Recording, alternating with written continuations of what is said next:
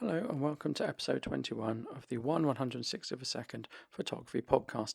And today we're talking about flash photography. But before we start, I need to really explain what's going on with the hosting of the podcast. So I've now moved the podcast hosting to Patreon.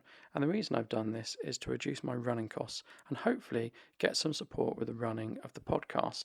I've been doing this now for some time, and unfortunately, as I've scaled, my costs have gone up, and I think it's going to be a bit unsustainable to go forward without support. And I really want to take the podcast places. I want to do more frequent episodes and I want to make them better too. And all of that requires a little bit of investment, but I don't want to get a sponsor. And when you have a sponsor, although you're not too constrained, I actually don't want those constraints. I don't want to be stopping mid-flow and announcing my sponsor or doing it at the start and at the end. And I didn't really feel comfortable with that. So I've decided to go on Patreon. And you can find my podcast on Patreon at patreon.com/160SPP. So that's 1/62nd photography podcast. So moving to Patreon will reduce my running costs. I can post all my content in a single place, and I do want to do more associated content to help the podcast. And people can support me if they want to. So what does this mean for the listeners? Well, little or nothing is going to change for the worse for listeners. You'll still be able to access my podcast via SoundCloud, but I just won't have all the episodes accessible on there. You'll still be able to access this podcast via iTunes, but you might not be able to access the back catalogue like on SoundCloud. You can support me if you want to via Patreon, or you can not support me if you want to. It doesn't matter. There's no stipulation you have to support me. It's really up to you, and I wouldn't want there to be a stipulation. And I will probably post this on YouTube as well, just to reach a bigger audience. Let's get back to the episode about flash photography. I got into using flash really because I was quite price sensitive in photography. When I started, I was using an APS-C Canon camera, which was the Canon 550D, which is a really good camera. I've still got it today. I'm never going to get rid of it, but it's sort of Achilles heel. It wasn't very good in low lights, and noise wasn't very good at high ISOs. I wouldn't use the camera above ISO 800, and that was quite limiting in low light and indoor shooting. My options were to invest either in a full frame camera or to use a slower shutter speed. I already had some wide aperture lenses, but it wasn't making a huge difference. My shutter speed was still quite slow. We were looking at 1/60th of a second or 1/30th of a second, 1/15th. For me and what I was doing, that was too slow. So I sort of figured that if the problem was a lack of light, wouldn't it be easier just to add a bit of light rather than investing in new kit? So I looked at flashes and I looked at LEDs, and LEDs even now can't provide as much light as a flash for photography. They're good for video work, and I do use them for video work, but in terms of output for a single photo or a single frame in video, nothing beats a flash. So I could get a flash for about £40 or $40, and it would be basic, but it would add more light. So I got a flash, and it allowed me to raise my shutter speed and not get blurry images. And I could shoot at ISO 100. So flash has a high limit for shutter speed for normal basic flashes, and that can be 1/200th of a second, 1/250th of a second, 1/300th of a second. It actually depends on your camera rather than the flash. But I wasn't bothered about shooting very high shutter speeds, and I was generally happy to shoot at 1/125th of a second or 1/160th of a second. And I always picked, surprisingly, 1/160th of a second. That was my go-to speed, and actually that helped me decide on the name of my podcast. So in the early days, I generally used bounce flash before progressing to off-camera flash. Now, using flash really opens up possibilities. Using bounce flash is one thing, but getting your flash off camera, you can do wonders for images. You can make really dramatic and cinematic images, and we'll talk about that a bit later. So after I'd use bounce flash, which is where you just point it straight up at the ceiling or point it at a wall or something, I started to use off-camera flash, and then I started to use light modifiers, and then I learned how to separate the person from the background with a kicker or rim light, and I'll cover all those a bit later. I would suggest if you're getting into flash, you sort of follow those steps. First of all, get used to using the flash on the camera and get good at that. Then get good at using bounce flash. Then get good at using off-camera flash. Then get good with one light off-camera flash. Then get good with two lights using off-camera flash, and build up. And most likely you won't go past needing two lights. You can have as many lights as you want. 3 lights is quite common. 1 light or 2 light is probably going to be fine for most people.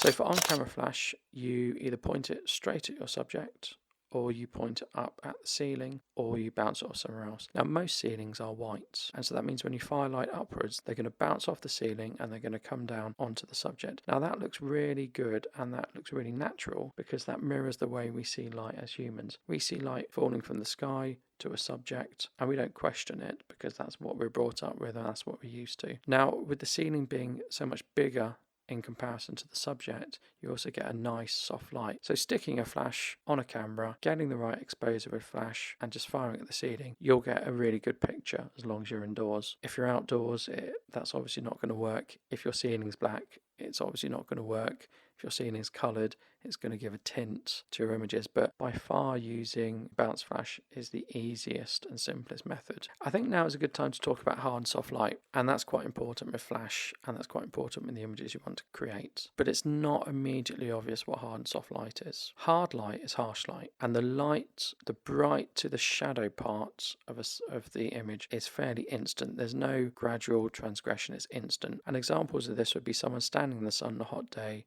with some shadows cast by their hair or their nose or by sort of a tree branch that gets in the way. And in hard light, the shadows are very noticeable. In soft light, the light area to the shadow has a much bigger transition and is very gradual. And the shadows aren't so noticeable. They're still there, but they're softer. They don't have hard edges. They have sort of soft edges. And don't forget that hard and soft light also apply to the background. So if you're photographing someone against the wall and you've got the camera and you've got the flash pointing straight at them, then you'll probably get some sort of unpleasant shadows behind the wall. But if you make that light softer, it'll be really difficult to see those shadows. They won't stand out so much. So it's worth remembering that hard and soft light doesn't just apply to the face and the person, it applies to the shadows that they cast as well. So generally soft light is best for portraits as it looks more pleasing, but hard light has its place too, and if you're shooting sort of gritty male portraits, hard light might be great. It all depends on the look you're going for, but generally most people will want soft light. The size relationship between the light source and the subject determines how hard or soft the light is. The bigger the light source compared to the subject, the softer the light is. Now that's quite difficult to imagine, but if we stand outside on a cloudy day and we take a picture of someone, we're not going to get harsh light, we're going to get soft light, and the reason being is the sun's light is going through clouds, and even though the clouds are far away, comparing the size of a person's face to a cloud, the cloud is massively bigger. But when we take those clouds away and the sun comes out and it's a bright sunny day, then you start to get those harsher shadows. The reason being that light source has got smaller compared to the subject. Subject has stayed the same size. The light source has got slightly smaller because those clouds aren't there to soften the light. You can also think of putting your flash in a big sort of softbox. The closer you move it to the subject, the bigger it gets in comparison to the subject. The further you move it away, the smaller it gets relative to the subject. So there are lots of tricks you can do to soften your light. You can move your light closer. You can put it in a bigger softbox. You can bounce it off a ceiling to make it really soft. Lots of things you can do. So most people make a mistake when they're using flash. They put it on the hot shoe, which is fine, but they point the flash head at the person. This is not going to give the best portraits because the light is going to be hard. The light isn't going to look natural because instead of coming from sort of above at 45 degrees and in a downwards direction, it's coming straight on at them, and you might also get red eye, and you generally get this sort of washed out look. That isn't good, but that's what most people do. So top tip, if your flash is on the camera, just point it at the ceiling, maybe increase your power output, and you'll be fine. So getting your flash off the camera allows you to direct the light from a more pleasing angle. Typically, this might be left or right of the model, about 45 degrees left or right, with an elevation of 45 degrees off the ground. So the light is pointing down to the left or to the right. Using off-camera flash is a little more tricky than using on-camera flash, but it does give better results. If you've suddenly taken your flash off the camera, you're gonna need a few things. You're going to need to hold that flash somehow, unless you put it on the floor, but lighting from below gives this sort of ghastly horror look, which is good if you're doing scary pictures or cosplay or something, but it's like when you're a child and you put your torch under your chin, you make out you're a ghost, you get that sort of look. So you need something to hold it. You need a way of firing the flash that syncs with the photo being taken. And you need some way to possibly modify the light in terms of shape and size. So you can use a light stand to hold the flash, but another person is is always the best option. So when photographers have assistance, it's generally for either holding a reflector and aiming it, which is you could think of like a flash, it's giving extra light, or holding a flash. Now the reason a person is always better is because a light stand can fall over. It happens, and you've got to carry a light stand, whereas another person you don't need to carry. And you can do something called verbally reposition your lights, which is you say to them, I'll move the light or repower the light, and they do it for you. Whereas with a light stand, you would have to walk over, and so on and so forth. When you take the image, you want the flash to fire within the image. So you don't want the flash to fire before, you don't want to fire after. It needs to be timed so that it fires at exactly the right point. So when the flash is on the camera, this is simple. You press the shutter, the flash fires at the right time. Taking the flash off the camera makes it more tricky, but by no means impossible. You can get cords and you can get triggers and wireless triggers which fire the flash at the right time when the camera takes an image. Some flashes and triggers set the right level of power automatically to give the correct exposure. So they're called TTL, and that's called through the lens. The camera, the flash and the trigger all work together to work out how powerful the flash should be. So you put your wireless trigger on your camera, you connect your flash to a wireless trigger, unless it's built in, and you take the picture at whatever manual settings you want. Shutter speed and aperture and ISO you determine, and then automatically the camera and the flash work out how much power to output. And generally, I wouldn't say it's spot on, but generally it's okay. It can change depending on where you meter your shot, so you're not always going to get the same output each time, and you can raise or lower it like you can with exposure compensation. So that's called TTL, and that's good if you're in a rush or if you're a beginner. It's really quite useful. I tend to shoot on manual because I know it's not going to change. So another way you can trigger the flash is most flashes have this really great mode called slave mode, and this means you don't need a wireless trigger or you don't need a cable. And the way slave mode works is you set the flash on slave mode, and when it detects another flash firing and when that light hits the flash's sensor, that flash fires. So it means you can use your pop-up flash if your camera has one. So on sort of very expensive DSLRs, I don't think they have pop-up flashes because they have to have space for a pentaprism, that you basically get a better prism with a more expensive DSLR, and that means you can't have a pop-up flash. But you could use slave mode on a DSLR that has a pop-up flash. You could use slave mode on a compact camera, even a cheap, £30 compact camera. If it has a flash, you can use slave modes with your external flash. With my Micro Four Thirds cameras, the pop-up flash actually communicates light information. So I can do things like TTL with pop-up flash, with a flash in. It's not quite slave mode, but it works on the same principle. With Micro Four Thirds, it's in sort of this wireless mode, but it communicates via pop-up flash. The only difficulty with using slave mode is obviously it needs to be able to receive light, so it obviously has to be line of sight between your pop-up flash and the flash you're using, and it means you can't really put it inside a softbox. The light won't get to the flash's sensor, and therefore it won't go off. So those are the ways you can trigger your flash. In terms of softening light, you're going to need to add a modifier, and a modifier is something that modifies the light. It can be an umbrella, it can be a softbox. There are lots of different modifiers, but by far the simplest one is a shoot-through umbrella. And those umbrellas are not strong, but they're cheap and they're highly portable. So it is just like an umbrella you use to keep the rain off you, but it's this white translucent material, and it's of course not waterproof. And you put the flash behind that, and the light of the flash travels through the umbrella fabric, and by doing that it makes the size of the light source bigger. You think about your flash head, it's probably the size of 2 fingers put together, which is quite small compared to a person or a person's face.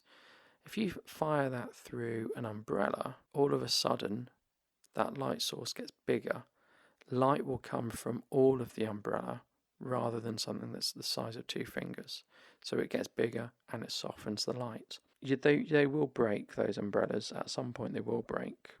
Your next option is a softbox, which is sturdier than an umbrella, but it's not as easy to set up and it's not as portable. So you've actually got to build it. It doesn't take long to build, but you've got to put it together. You've then got to put a flash inside. But they're the sort of most popular ones. You can get reflective umbrellas and shoot-through umbrellas, and there's loads of other modifiers. In fact, I could do a whole episode on flash modifiers.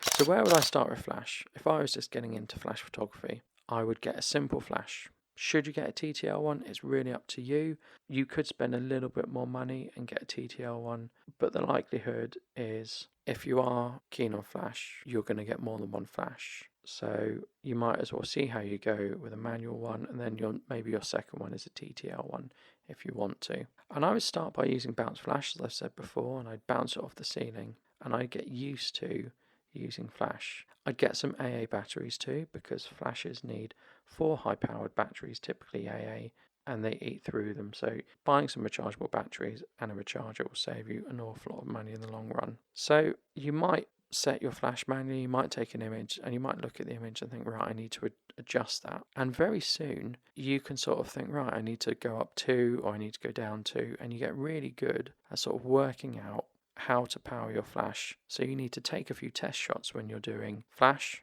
and see if you're happy, adjust your flash, see if you're happy, and then you've got it. Now obviously with bounce flash, if you're moving about, the distance between the ceiling and your subject isn't going to change very much, so you can set up your bounce flash and go away and move and stuff. But if you're using off-camera flash, the distance between your flash, the person being photographed, if that changes, the amount of light that the person receives is going to change. The amount of light hitting the person is going to change. Move your flash closer to the person, more light is going to hit them. And move your flash closer to the person, the light is going to be softer as well. So it's a bit more tricky with off-camera flash. Let's go back a few steps just to improve your image. If you're doing bounce flash, a lot of the flashes have this little white card that pops up, even the cheap ones, even the £40 ones, and that just throws a little bit of light forward, and that gives something called catch lights in a person's eyes, and it just makes your portrait look a little bit better. You can see the sort of white glistening bit. So you can do bounce flash, firing up at the ceiling, and get catch lights in a person's eyes, and that looks really good. So after you've got good with doing bounce flash, where should you go next? Well, I think you should start experimenting with changing the light direction. Perhaps have the light come from the left to give a really dramatic effect, or to give it some Rembrandt lighting, have the light coming from the side. Just experiment, get that flash off the camera, get it on a light stand, have a modifier, and just experiment. Now this doesn't need to be difficult or cost a lot. If you've got a flash, you can keep it on the camera and you can pivot the head. So maybe you put your person in front of a wall and there's a wall to the side of them. You aim your flash at that wall and it's going to give a direction to the light. It's not going to be coming from above, it's going to be coming from the side. Or you have a big white piece of card or a reflector, or you hang some white cloth up and you pivot the flash head and you fire it and you bounce it from a direction that isn't downwards towards your model. If you wanted to purchase some equipment like a cheap light stand, you could. Don't forget, a tripod might be suitable if the person sat down. Tripods can go quite high, and as long really as your flash is higher up than the person, you'll be okay. You can also get an umbrella or softbox and some inexpensive triggers. So now we're really getting into off-camera flash territory. Start by using a single light for off-camera flash. And to be honest, some of the best portraits are just a single light, because with a single light you get really good shadows. It's actually shadows that really lift a portrait. Yes, you can have a shadowless portrait, and you can use things like ring lights to give a really good effect where there aren't many shadows. But for a sort of classic dramatic portrait, it really needs shadows, and one light does well for shadows. If one side of the face is too dark, try putting something reflective next to the model, but not within the camera shot. Maybe a piece of white card, or putting the model near a window, or a white door, or a white wall. Start with one flash, get good at that, and then go to multi-flash. And by multi-flash, the obvious thing to do is to start with 2 flashes. So if you do want to progress to 2 flashes, let's talk about the most common use of the second flash. So your first flash illuminates the person or illuminates their face. The second flash gives them separation from the background, and this can be called a hair light or referred to as a rim light. And it helps give some detail, and it sort of comes from behind them. So you've actually seen this hundreds of times on telly, but you never noticed. You'll see a person illuminated from the front, otherwise you wouldn't be able to see them on TV. But down the side, from their sort of head, down their head, on their shoulder, on their arm, on their leg, you can see a bit of light. and it's very subtle and it's always done very well, but that is a rim light. It just makes them stand out and it stops them blending into the background. And you can do this too with the second lights. Key thing though with a rim light is direction. If your main light is 45 degrees to the left of the camera, then the rim light should be behind the model 45 degrees to the right or their left. Both lights really should be aiming at each other. You also want the rim light angling down. So you want that light just to brush them. You don't need to illuminate their back, you just need to illuminate their arm, their shoulder and their hair. So you're actually aiming to miss them. The rim light doesn't need a modifier, it can just be the flash head, because hard light will work okay. You can put a modifier on the flash if you want, but the light beam will be narrower than the light from the main light, and that causes a problem. That can mean aiming it is going to be quite difficult. So you set up your main light with your umbrella or your softbox, you take a picture and you can tell the person is illuminated or they're not illuminated, and you move it, you adjust the light, but probably you're going to get it right. It's actually a bit more difficult with the rim light. You can miss a person quite easily. So the way to do it is stand behind them, aim your flash at them and just keep pressing the pilot button, which is the test button which test fires the flash, and you can see where that flash is landing. People often talk about ratios between the first light and the second light. Just go for something you're happy with. Just go for something that looks natural or looks dramatic. So there's loads more things you can do with flashes, and really we've only touched the surface. There are things like rear curtain and first curtain sync, high speed sync, recycle times, guide numbers, different modifiers, and there are loads of modifiers, gels which give different colours, and there's loads of gel tricks you can do. But to be honest, that's several episodes of a podcast there. I'm really talking about just getting your foot in the door with using flash. So I'm going to sum up, because I've talked about the simple way you can use flash as a bounce flash, how you can go more advanced by getting the flash off the camera, little things you can do and little things you should do to practice.